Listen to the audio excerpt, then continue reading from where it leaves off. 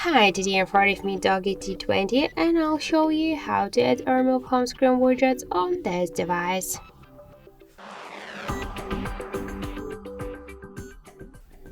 So first we should just hold for a while the empty space in our home screen, then tap to the widgets icon. After that you'll see all of the available applications, what widgets you can add. Here you'll see, for example, let's check the calendar application. We got here two different types of the widgets, the full month view and the calendar shadow. Just to add this widget to the home screen, you should just hold it and drag it to the home screen.